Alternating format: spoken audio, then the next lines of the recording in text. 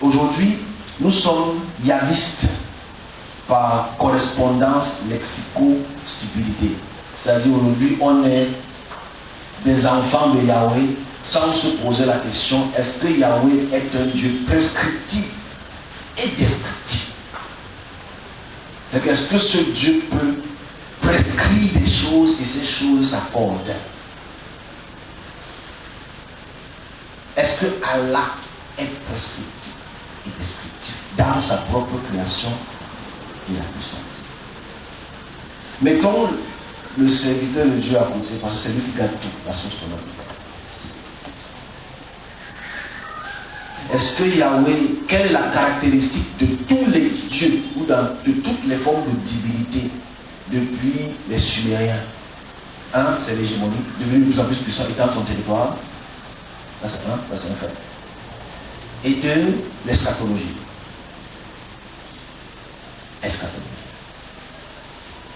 Eschatologie, je vais expliquer cela. Voilà le vrai problème même d'abord de toutes les notions de divinité ethnique. C'est les notions eschatologiques. Voilà ce qui prouve qu'ils ne sont pas des créateurs, mais ne sont que des créatures. Parce qu'ils prescrivent la fin du monde. Et ils décrivent la fin du monde. Et ça ne vient jamais. Il faut qu'on se comprenne. Donc, prends-moi un Dieu ethnique qui n'a pas prescrit la fin du monde. Je ne sais pas pourquoi celui qui crée vous fait une fin. Alors que le Père éternel.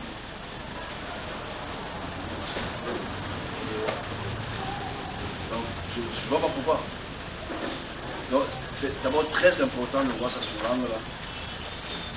L'angle restrictif et restrictif. Ok?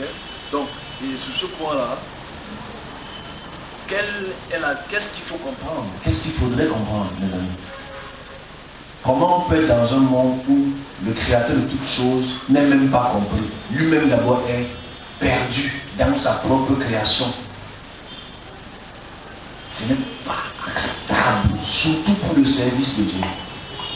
Qu'on accepte que le créateur de toutes choses puisse être dans le questionnement, puisqu'il a été créé. Voilà pourquoi je dis, si tu vois Allah, le Dieu Allah a prévu la fin du monde. Yahweh a prévu la fin du monde. Enlil a prévu la fin du monde. Ra a prévu la fin du monde. Tous ces dieux pendant 3000 ans ont prévu la fin du monde. Pourquoi est-ce qu'ils veulent qu'il y ait la fin du monde? Est-ce que c'est la fin d'un règne ou c'est la fin du monde? Voilà le problème de la prescription et la description. C'est-à-dire, je suis le créateur de toutes choses. Je vais prendre une voix comme le créateur. Parce qu'apparemment, il y a une voix. Le créateur de toutes choses prescrit que bientôt je reviens. Il était d'abord. Bientôt je détruirai la terre pour la refaire. Il aurait pu la faire.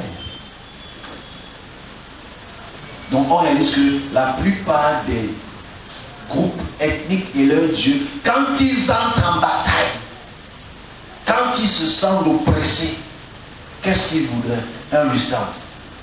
Donc naturellement, la plupart des groupes ethniques sont eschatologiques.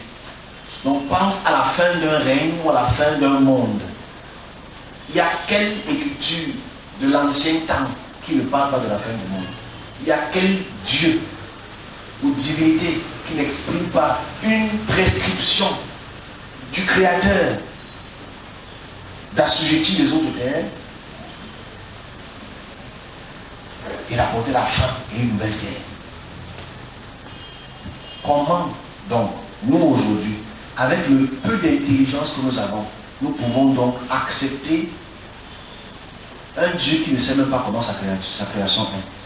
Parce qu'on regarde nous en tant que chrétiens ou néo-chrétiens, parce que je ne suis pas chrétien. Je me pose la question pourquoi les personnes ne font pas entrer en parole. Mais je dis, parce que je ne suis pas chrétien, peut-être vous l'êtes encore, c'est bon, je dis, je ne peux pas comprendre comment on peut réduire le cerveau en bouillie et accepter des prescriptions supposées être du Créateur qui ne s'accordent jamais avec le temps. Écoutez ceci, je m'arrête là. Pour le problème. Le véritable problème de la création et les hommes qui habitent dans la création, c'est que nous vivons selon des prescriptions religieuses, selon des prescriptions ethniques. Nous vivons selon leur philosophie, leur théologie, leur culture, leur tradition. Et cette tradition, comme j'aime bien le dire un auteur, Nigel, nous apprend beaucoup de choses. Nous apprend comment faire ceci, nous apprend comment faire cela. Nous permet d'écrire des livres, nous permet d'être intelligents, nous permet d'être élevés spirituellement. Comment gardons-nous notre équilibre vis-à-vis d'eux? En pratiquant les rituels, en pratiquant les libations. Qu'est-ce que ce Dieu nous promet? Les faveurs. Où est-ce que ce Dieu nous amène? Dans son domaine. En fait, la notion d'aujourd'hui, si j'ai essayé de traverser un peu les âges pour expliquer les groupes ethniques et leur Dieu, c'est déjà pour montrer à quel point le monde est sculpté selon une façon de voir les choses. Je ne sais pas si mes collègues vont me comprendre. C'est-à-dire, si tu regardes le monde d'aujourd'hui et que tu prends quand même la peine de t'asseoir et de prendre différents textes de différents groupes ethniques qui peuplent la terre depuis près de 2500 ans, minimum ou 3000 ans, et que tu essayes de faire des rapprochements des textes, tu as le droit de poser des questions. Ce qui est important pour l'humain, c'est de se dire, dans tous ces textes-ci, qu'est-ce qu'il y a en point commun? Je m'assois, je vois Allah ici, je m'assois, je vois Yahweh ici, je m'assois, je vois Eli, je m'assois, je vois Mahmoud. Quels sont leurs points en commun? Quelles sont leurs traditions transmises? Et si ces traditions transmises, ce sont omniandrées comme un fleuve depuis des siècles et des siècles jusqu'à aujourd'hui, et ça a sculpté les peuples, ça a sculpté les intelligences, ça a forgé les hommes. Où est le Créateur dans tout ça? C'est la bonne question à poser aux serviteurs de Dieu, parce que aux personnes qui sont dans cette tradition, tu n'as rien à dire. Tu n'as rien à dire. Parce qu'en fait, tu vas aller chez un Chinois pour qu'il fasse tel rituel, il va te dire, c'est la tradition de mes pères. Tu vas chez les Dogons, pourquoi vous faites ça? C'est la tradition de nos pères. Mais vous aussi les chrétiens, c'est aussi les pères d'Abraham, Isaac et Jacob. Chacun a son groupe ethnique. On appartient à quelle boîte? Pas boîte de nuit. Nous tombons dans quel seau? Dans quel verre? Et chaque humain, ne nous mentons pas, se sent à l'aise dans un verre. Quand il est dans ce seau, il se sent aimé. Il se sent dans une... Il sait qu'il est dans une fratrie. Il sait que nous là, on est... Voilà comment on s'habille, notre code vestimentaire, notre code culinaire, notre code de prière. On est bien qu'on est des pratiquants des kémiques. On est bien qu'on dans Jésus. On est bien qu'on dans Yahweh. On est bien dans chaque poche. Mais si tu te lèves un peu au-dessus de toutes ces poches, tu vois qu'ils ont un truc en commun. Ils voient Dieu de la même façon en tant qu'homme. Et pour avoir accès à lui, il faut un sacrifice. Donc, on a se posé la question. Quel est l'original? Est-ce que dans la fonction de la création, a-t-elle besoin d'une connexion? 2. Dans la fonction de la création, a-t-elle besoin d'un sacrifice pour avoir accès à lui? 3. Est-ce qu'il veut que tu aies accès à lui? Ou il veut que tu arrives vers lui? Voilà toutes les questions qu'il faudrait qu'on remette sur la table, parce que les groupes ethniques voudraient que tu adores leur Dieu et te forcent d'adorer leur Dieu. Si tu n'adores pas leur Dieu, ce que le pauvre vient, on te tue. Te force d'adorer leur culture. Mais ce qui est bizarre, c'est que toutes les formes des religions, des ethnies, des traditions et des cultures font la même chose. Alors, moi, c'était seulement dans la description et la prescription que je voulais expliquer comment le monde a prescrit donc une notion théologique. Et où les humains, nous, aujourd'hui, nous sommes à l'intérieur et on est à l'aise. Tu imagines un musulman qui part prier, il sait qu'il est bien. Et regarde le type là, il part prier, il ne sait pas que Jésus n'est pas Dieu. Ah, là, la prière là, il ne sait pas que Yahweh, son alliance est finie, c'est une nouvelle alliance. Chacun est dans un pot de phare. Je ne dis pas que mon pot de phare, je suis un serviteur, je passe le message. Je ne suis pas là pour donner pas un pot quelconque. Mais si je passe, c'est une commande que j'ai reçue, comme je l'ai dit plus tôt, et puissance nous en ont ouvert les yeux. Parce que, je conclue, toute créature dans la création du Créateur qui obtient un pouvoir a déjà la charge dans cette notion de la création d'apporter un développement dans la création, pas une destruction dans la création. Je recommence encore. Toute créature dans la création, que ce soit ce que vous appelez ange ou ce que vous appelez homme, doit apporter une construction dans la création, pas une destruction dans la création. Toute forme théologique qui apporte une destruction dans la création ne peut pas être le créateur, parce que le créateur est dans une construction. Tout ce que Dieu crée ou a créé se construit. Les hommes se construisent, grandissent, les plantes grandissent.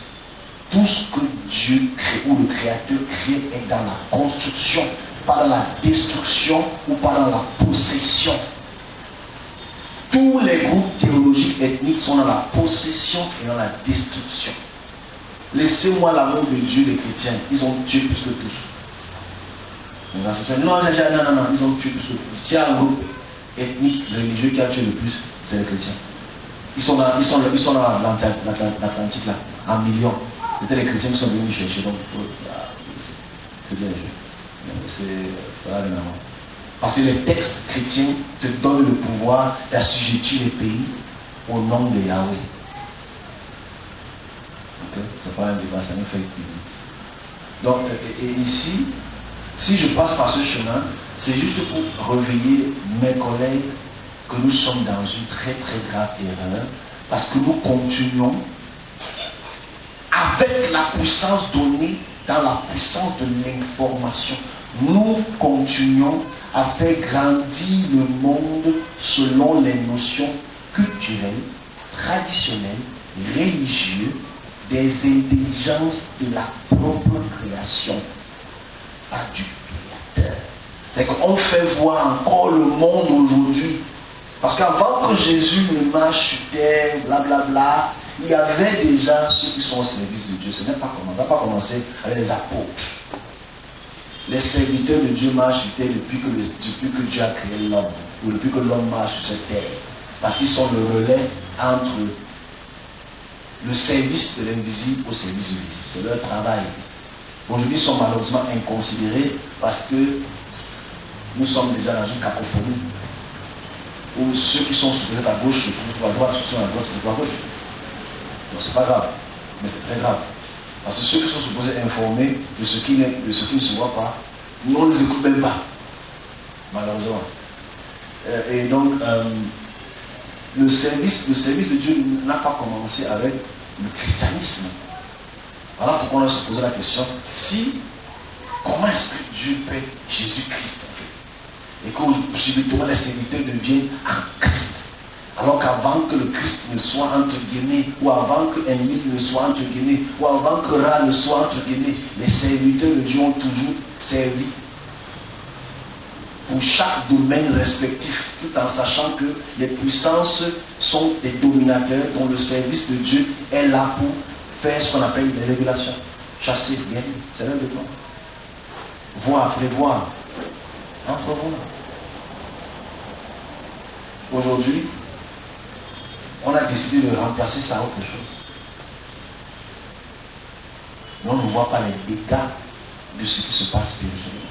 Parce que nous-mêmes, en tant que service de Dieu, on pousse l'humain dans les domaines. on vous pousse dans le domaine. Pour diverses raisons aujourd'hui. Je vais être plus rapide aujourd'hui, je vais être fast money, je vous pousse dans le domaine. Je vais être plus populaire, je vous pousse dans le domaine. On vous pousse facilement dans le domaine. C'est trop facile de faire le domaine. Parce que, naturellement, la conjoncture d'aujourd'hui, on veut se marier, on veut l'argent, on veut tout. Donc, forcément, tout est bon.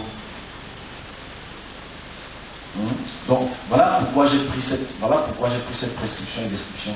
Que tout, je dis bien tout, je m'arrête là, tous les dieux, toutes les divinités, tout ce qu'on appelle les théos, qui est synonyme de Dieu, et les dieux, tout ce qu'on appelle Elohim, qui sont les dieux ou le Dieu, qui sont ethniques, ont deux observances. Un, ils sont des anthropos, qui sont des hommes. Deux, pour que tu puisses avoir accès à eux, il faut que tu opères dans un domaine de libération de sacrifice. Donc maintenant, si on voit cela, et on voit que ça a sculpté le monde depuis nos petits villages jusqu'aux églises, on a un vrai problème donc de se poser la question, où est Dieu? Est-ce qu'on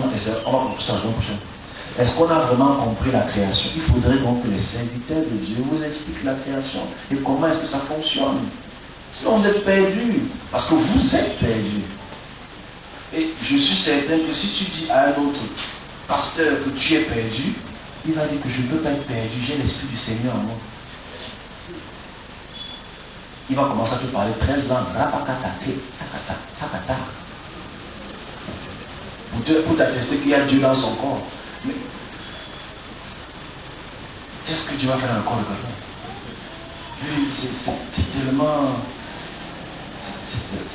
Bon, de toute façon, j'ai fini avec ça. Je vais faire un résumé. On en a fait. Prescription, description.